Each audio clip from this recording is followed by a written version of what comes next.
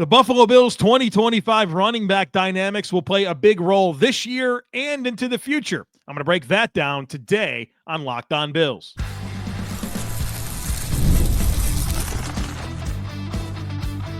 You are Locked On Bills, your daily Buffalo Bills podcast. Part of the Locked On Podcast Network, your team every day.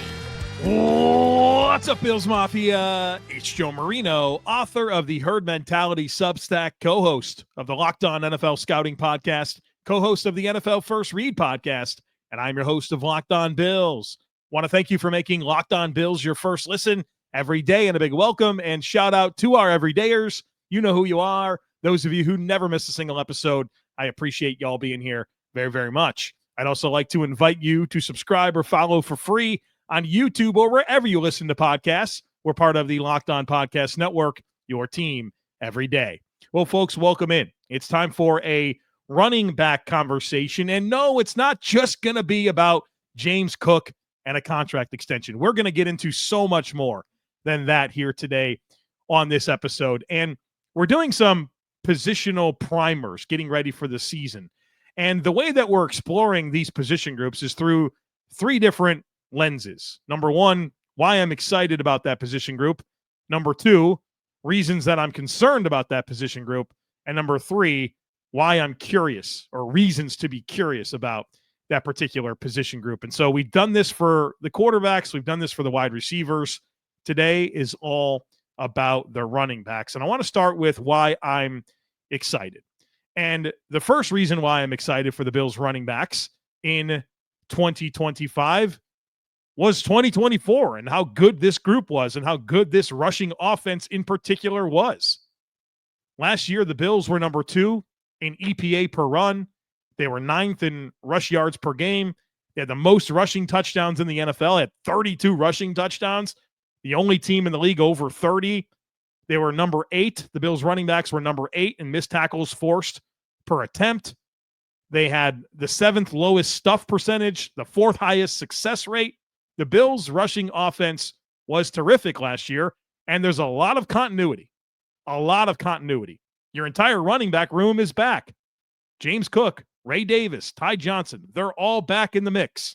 Your top 9 offensive linemen, all back in the mix. Your entire coaching staff, all back in the mix. Coach Skipper, the running backs coach. Aaron Cromer, the O-line coach, and has a big role in the design of the run scheme. Joe Brady, the offensive coordinator. It's all back.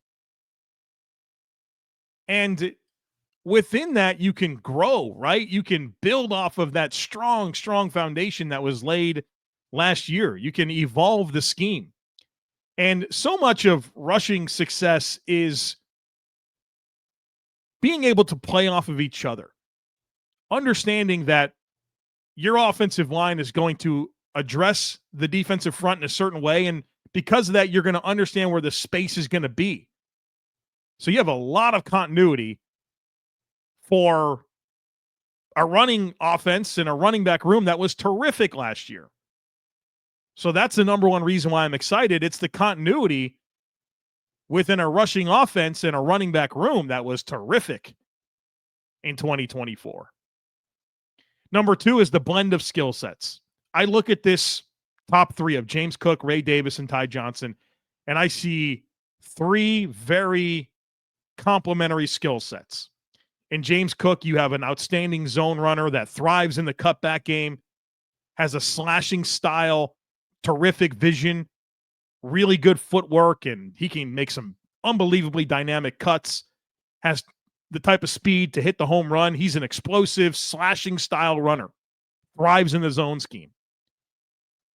And Ray Davis, you have this dense, compact runner that's physical and powerful, low center of gravity, dense build, can really provide a physical element to your rushing offense. And then in Ty Johnson, you have a nice blend of size, speed, physicality, and of course, what he brings to this team on passing downs.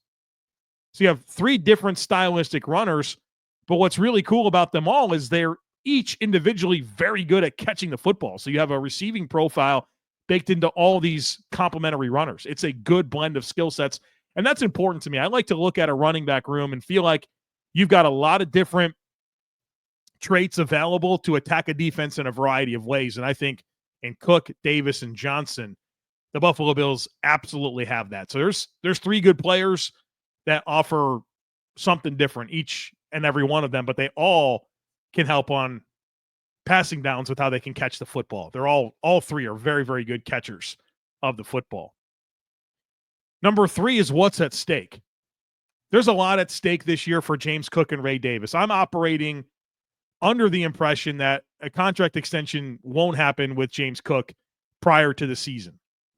And we know that James Cook has some aggressive demands for what he's looking for with a contract extension. Well, if he wants that money, if he wants to get paid like Saquon Barkley and Derrick Henry and Christian McCaffrey, well, he needs to have a great year.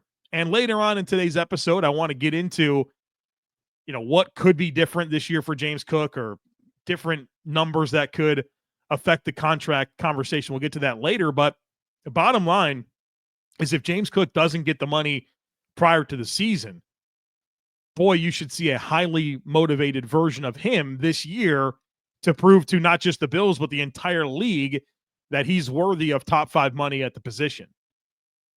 Which I think also means you get a highly motivated Ray Davis, who is the second-year player that was a 4th-round pick in 2024 that had a good rookie season, that would be the guy that is in line for a jump in workload should the Bills not retain James Cook after the season. And so Ray Davis is probably looking at this opportunity thinking, I got to go ball out, because if I do, I'm in line to be the starting running back for this team. And I think starting running back for the Bills could mean a lot of different things in terms of snap share and what that role looks like. I wouldn't assume that if James Cook leaves after the season and then Ray Davis is the starter, that Ray Davis suddenly plays 50% of the snaps like James Cook. I think there would be, good balance throughout, and the Bills would probably ride the hot hand. They'd probably add another back that gives them explosive element, but Ray Davis would certainly be in line for a big opportunity if he can prove to the Bills this year that life without James Cook would be just okay, and that being rooted in the existence of Ray Davis. I have a 4th item down for why I'm excited for the Bills running backs in 2025. And it's really not much about the running backs. It's that I think this passing offense will be more dynamic. I think that Josh Allen has better receivers this year that offer more separation skills. I think the year-over-year continuity with the passing game will matter a ton. And I think there is a complementary nature between running the ball and throwing the ball that if you're good at one, it's going to help the other. And the Bills were good at running and throwing last year. There's no doubt about it. But I think the passing offense will be more dynamic. I think you'll see more explosive plays. I think you have better down-the-field receivers. I think you have more attractive skill sets that have had full off seasons with Josh Allen to work things together. So I think a reason why you should be excited about this running back room and this rushing offense in general is where I think this passing game could go, especially in the play action game. I think that could really, really make a big difference. And then, the Bills should be in position with Josh Allen and all these different weapons with that offensive line to really just toy with defenses all season long.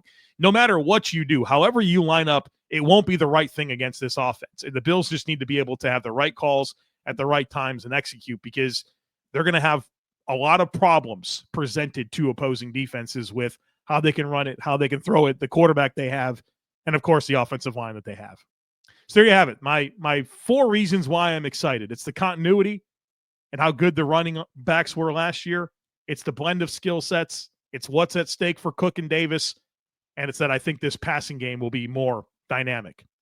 All right, coming up next, we are going to have a different type of conversation, focusing in on what I'm concerned about regarding the Bills running backs in 2025. So, folks, be sure to stick with me.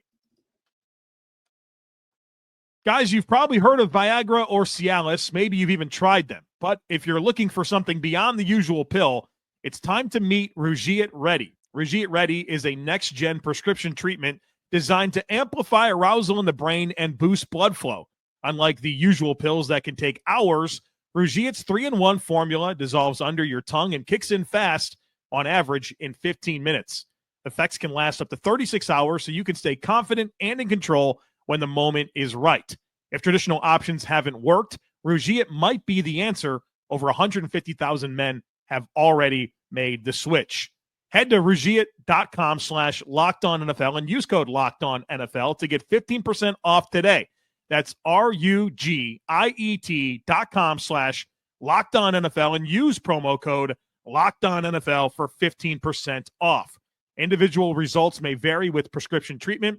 Compounded drugs are permitted to be prescribed under federal law, but are not FDA approved and do not undergo FDA safety, effectiveness, or manufacturing review. Please visit the Rougiet website for full safety information. All right, folks, welcome back. Let's get into some reasons why I'm concerned about the Bills running backs in 2025. And the first thing I have down is James Cook's contract. And not so much the dollars and the length of the deal or any of the actual items that go into making a new contract. That's not what I'm concerned about. I'm concerned about the existence of him wanting this contract and it not being a distraction for this team. You know, the Bills are already dealing with hard knocks at training camp. And boy, I bet you HBO is rooting hard to make sure that that extension doesn't get done prior to training camp. They want the drama. They want to build that up. And I think James Cook probably wants it too. He's going to be able to really mash the gas pedal down, leveraging hard knocks and the national scene that will come of them being with the Bills. And what a storyline. James Cook, star running back, 2 productive seasons, looking for a deal. You can see this being very annoying. And so I don't want it to be a distraction. I want this offense to hit the ground running.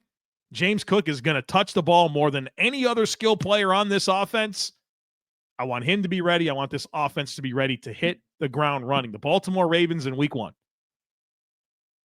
James Cook probably going to be a helpful player to have around. I don't want any reason for James Cook to not be 100% ready to go in week 1, a game that could have huge implications for playoff seeding.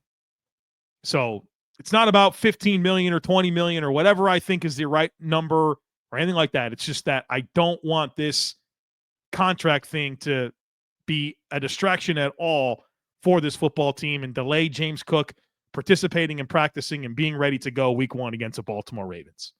So that's the number one thing that I'm concerned about. And there's absolutely a path forward where the deal doesn't get done and everyone just understands that this year is going to be this year and we'll deal with it after the season. I hope that's what happens. But you could see James Cook holding in and it becoming an even bigger story because of the existence of hard knocks. So that's number 1. Number 2 is fumbling.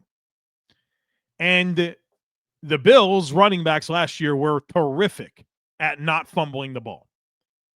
428 combined touches between Davis, Johnson, and Cook.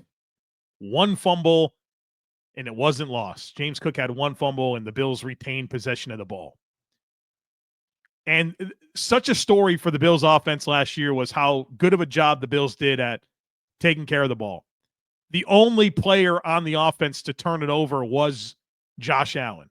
The Bills did not lose a fumble by any other player, and of course, no other player threw an interception. And so I hope that continues.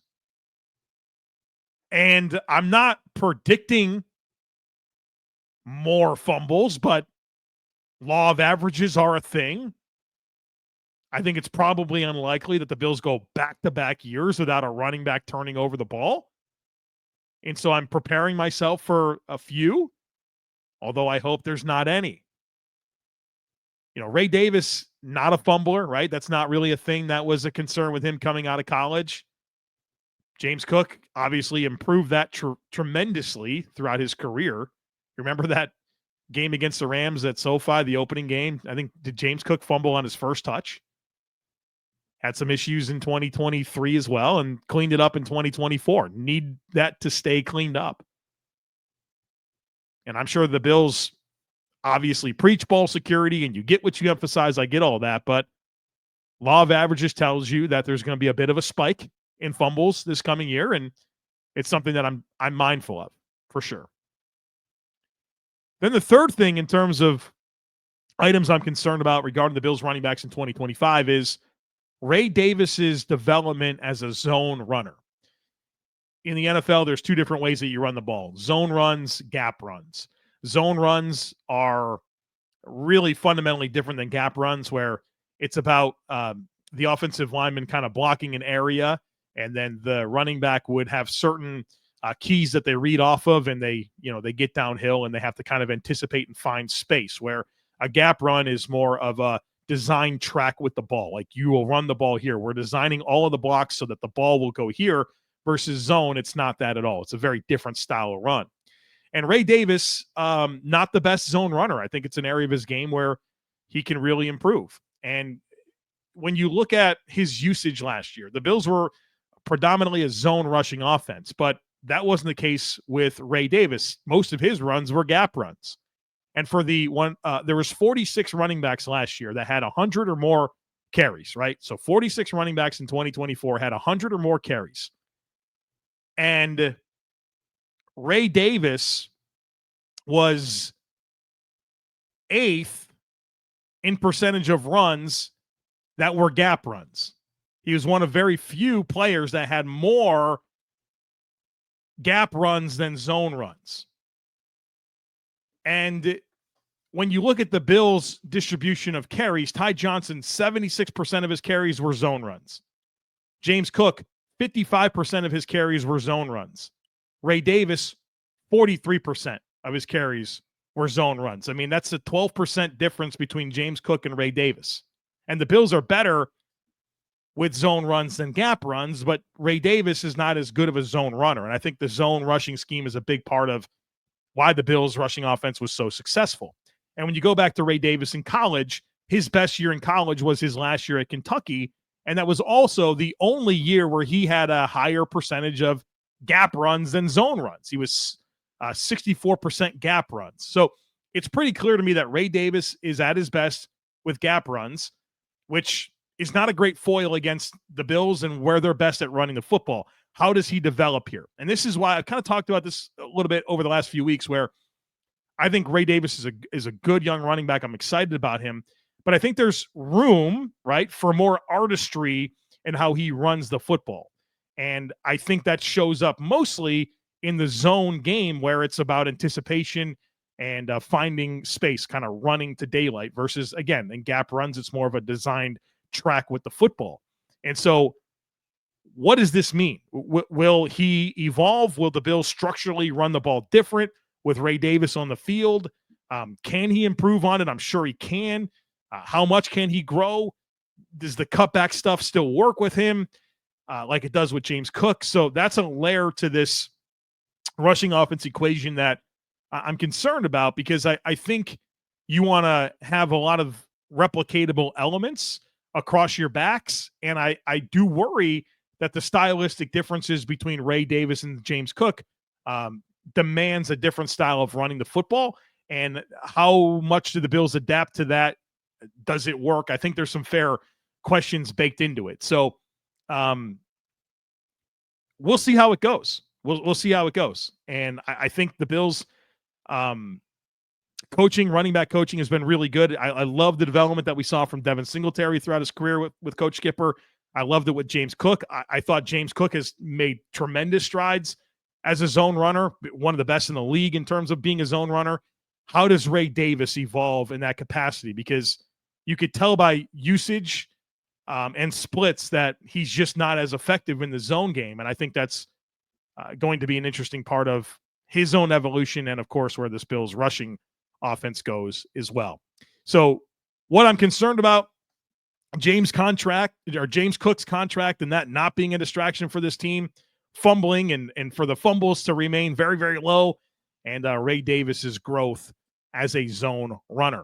All right, coming up next, what I'm curious about which will also lead to a pretty good conversation about James Cook and what might actually be different this year that would help or hurt his case for the contract that he's looking for. We're doing all that here in just a moment. So, folks, be sure to stick with me.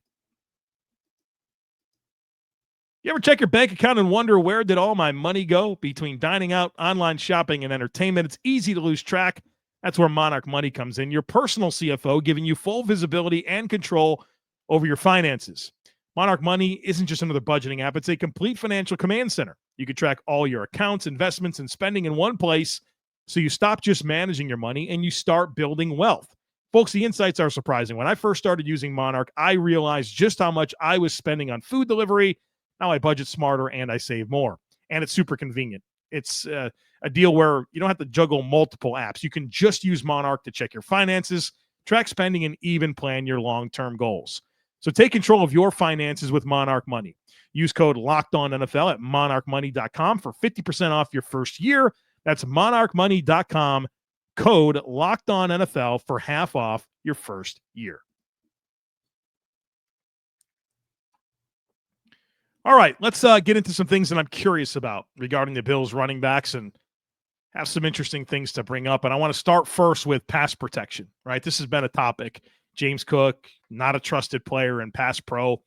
And I want to get into the reality of some of that because while James Cook is not a very good player in pass pro, it's also not a big part of what the Bills ask out of the running backs, at least not last year. Last season, the Bills had 582 dropbacks. They only used a running back to pass block on 48 of those snaps. 48 out of 582. 8.2% of dropbacks, a running back stayed in to pass block. 26 times that was Ty Johnson, 11 times that was Ray Davis, and 11 times that was James Cook. So 8.2% of snaps, the Bills used a running back in pass pro. In 2023, that was 16%. In 2022, that was 17%. In 2021, that was 19%. So there's been declining usage of running backs in pass protection. And I think so much of this is rooted in, number one, the Bills wanting to maximize their eligible receivers. So you get 5 eligible receivers on any given play. You start keeping them into pass block, and all of a sudden, instead of having 5 guys out in routes for Josh Allen to throw the ball to, it's 4 or it's 3. And then obviously that's less players for the defense to cover. So you want to maximize the amount of eligible receivers out in routes. But number two, there's a lot of belief in Josh Allen and his ability to kind of figure it out. Like you can ask Josh Allen to deal with more free runners and unblocked players because of the overall skill set that he has. And so you're just maximizing the dynamic ability of Josh Allen as a dual threat quarterback by giving him all of the options, right, in terms of sending all 5 into routes. But then number two, understanding that he can make people miss in the pocket, and you can tap into his dual threat nature. So I'm curious how this changes. Do the Bills use running backs more in pass pro? Is it the same? I'm curious to find out. And of course, what is James Cook's opportunity within that? He only had 11 snaps of pass pro last year. I mean, Ray Davis played way less snaps, but also had the same amount of pass pro snaps at 11. So how big of a deal is this? But even if there's not a high volume, the reason that it matters is when you're in 2 minute, and James Cook doesn't really play much in 2 minute for the Bills, you need to have a back on the field that if Josh Allen needs to keep someone in to pass block, that you trust him to do it. And that obviously was a problem for the Bills on that last drive against Kansas City, where James Cook was on the field. It's one of the biggest myths out there that James Cook wasn't on the field for that last drive against Kansas City. He was on the field for 3 of the 6 snaps. It's a total lie that he wasn't on the field. But on one of the particular plays, Josh Allen kept him into pass block, and he needed to step up and block Leo Chenal. He completely whiffs on the block, and Josh Allen can't move within the pocket to get the ball to Curtis Samuel, who's running away from a running back. It could have changed the entire AFC Championship game. I feel like I'm the only one that's talking about it. But the tape plainly shows James Cook had to stay in the pass block, couldn't pick up Leo Chenal. Josh couldn't get his feet set, and the ball got deflected at the line of scrimmage, as opposed to in the hands of Curtis Samuel running away from a linebacker. It matters a ton. So how much is on the plate of the Bills running backs in pass protection. Number two, and this has been another talking point that I've tried to really hammer home lately, is I'm curious about the receiving roles of these backs. All three of them, James Cook, Ray Davis, Ty Johnson, are very good at catching the football. And the Bills were very, very productive when they gave running backs opportunities to catch the football. Last year, the Bills were number one in EPA per pass to running backs, number one in yards per attempt to running backs, number one in passer rating to running backs, number one in adjusted net yards per attempt to running backs, number one in touchdown passes to running backs, 20th in attempts. That's it, 74 targets for running backs. The Bills, however you want to measure it, pretty much the best in the league throwing the ball to running backs, but they did it only 74 times, 20th in terms of total attempts to running backs. Third in yards, 20th in attempts, third in yards. Throw the ball to these running backs a little bit more. All three backs, Cook, Johnson, Davis, over 8 yards after the catch per reception. Throw them the ball. How about this? James Cook had one target from the slot last year. That's it, one. Ray Davis, 0. There is meat on the bone, folks, here as it relates to opportunities for the Bills to involve running backs in the passing game. They were so good at it last year. Let's do it more. Let's do it more. The last thing I want to get into here, and under what I'm curious about for the Bills running backs, is what could be different this year that changes the Bills' position on paying James Cook. Right now, we know that the Bills are not willing to meet James Cook's demands. If they were, the deal would be done. So will he play more snaps, right? That's one of the biggest conversation points is, look, he doesn't play 75, 80% of the snaps like the other guys do that get paid the money he wants. Well, that's kind of a discouraging trend. His passing down snaps, he was on the field for 43% of the Bills' passing snaps in 23, 27% in 24. His passing down role diminished significantly. Down a lot. Almost 20%. So that's not trending in a good direction. And Josh Allen's come out and said Ty Johnson's the best third down back in the league, and they gave Ty Johnson a 2-year extension. So is it going to be on passing downs? I'm not sure. Will he get more touches? I don't know. I'm not expecting him to get more touches. He got less touches in 24 compared to 23, and I thought James Cook benefited from that. I think he faded down the stretch in 23 after the Dallas game, and I thought he was awesome down the stretch last year. Great games against Denver and Kansas City in the postseason. He's a 5'11", 195-pound back. He's not built for consistently 300 touches. So I don't know that he's going to get more touches.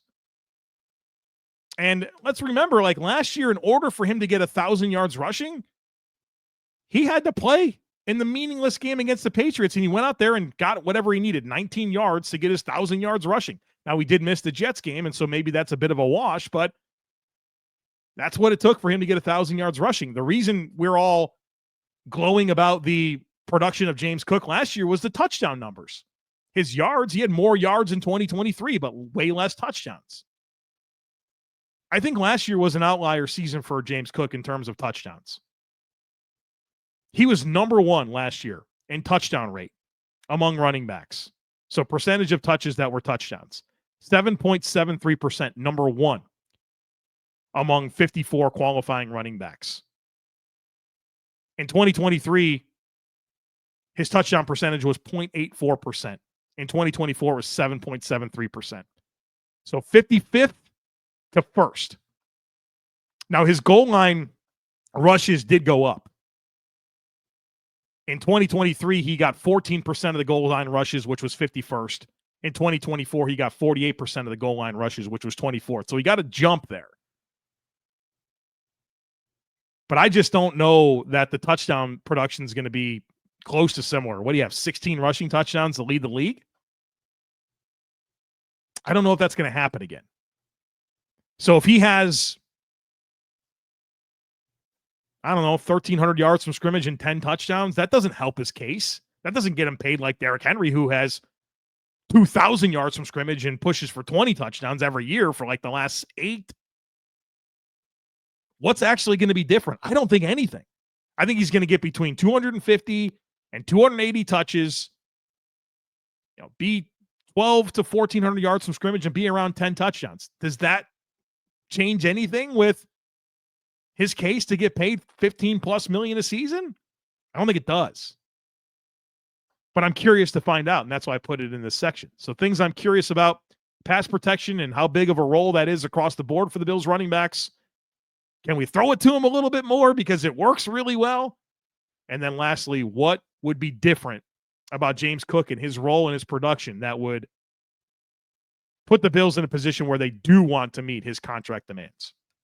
So there you have it. We had a big running back conversation. I hope you enjoyed this. I really enjoy putting these together to really get into the weeds with some of my high-level thoughts on these position groups. So we'll do plenty more of these. I've got some other fun concepts lined up, just like we did earlier this week with One Year Wonder. So we'll have some fun look backs. We'll have some good conversations with some guests as well as we continue daily here, regardless of if it's in season, training camp, draft season, the middle of June, the middle of July. We're here for you daily. So don't miss anything. Make sure that you're subscribed. Would love it if you took a second to rate, review, and share the podcast. Have a great rest of your day. Go Bills. And I look forward to catching up with you again real soon.